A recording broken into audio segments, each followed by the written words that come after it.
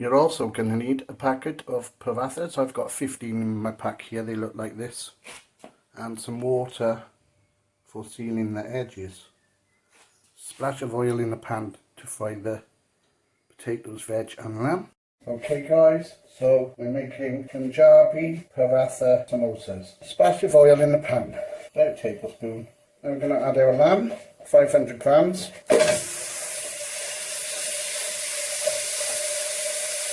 Break that apart in the pan. If you just join me, I'm Doug and you're watching Doug's B.I.R. Let that cook through for 5 minutes. Give that a little stir through now. Brown now, just break up any chunks. It's easier to do now than later. Right, now I'm going to add 500 grams of finely chopped onions.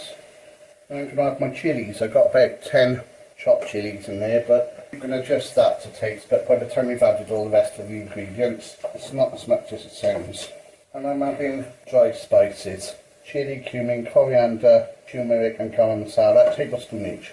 Tablespoon of mentha leaves. Just rub them between your hands. Salt and pepper, teaspoon each. Tablespoon of garlic ginger, one of each, 1 garlic, 1 ginger. I'm going to fry those for about 3 minutes. 2 to 3 minutes. You could actually use this for a keema rice if you put a bit of tandoori masala powder in there. Now I'm going to add my 500 grams of mixed veg. You can just use peas if you prefer that. Cook that on a medium heat for about 10 minutes. So that's been cooking about 10 minutes. Now I'm going to add my potatoes, 500 grams. This was about 3 large baking potatoes. Stir that around 5 to 10 minutes. Stir from time to time. About 5 more minutes. I'm going to turn off the heat now and let this cool and then pop it in the fridge for an hour. So what I'm going to do now is show you how to form the Parathas into samosas. So I've wet the plate with my water, just like this, to help it easy to work with. Put my paratha on there. Carefully peel the cellophane, which is on both sides, to keep it shape. They do distort a lot. And then I'm going to put about a tablespoon down the centre. I'm going to grab the bottom, fold it up, not to the top edge. Can you see that? There's still a gap there. Wet this. Okay. Then I'm going to fold this edge over and this edge over and tuck under and pinch all the corners. Tuck them tidy, just make a triangle. If they're not perfect, I am sorry, but I'm Welsh, not Indian. And put those on another wet plate. Plonk your paratha on, peel your wrap off, like that. Don't add too much or you won't seal it very well. About a tablespoon.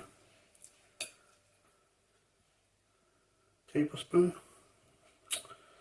More than a tablespoon. This is, yeah, one of those spoons. Looks more than a tablespoon to me, but seal around the edges. Let's try this one. So fold the bottom up to the top. Leave that gap around the edge. Fold the sides in to a triangle.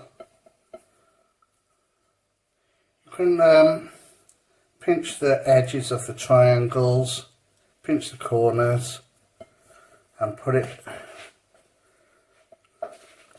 there you go, put it upside down on the other wet plate or on top of the other samosas which are wet. One more tablespoon of the curd filling. Let's put a bit more down the bottom this time, like this, and then fold that bottom up to make a crescent. The crescent by there. Fold those edges in. Oh yeah, stretches good. Turn it over, pinch the corners. If they're a bit messy, tidy them up. These are large ones. You can do smaller ones by cutting them in half. They may look more aesthetic, but so wet plate, tablespoon, good dessert spoon, not tablespoon really. Right. I squash those edges down this time on, see if it makes a difference. Wet the edges, fold over that corner, and the other corner. Oh well, they're not perfect. Maybe next time. And keep doing this till your samosas and your parathas and your filling is all run out.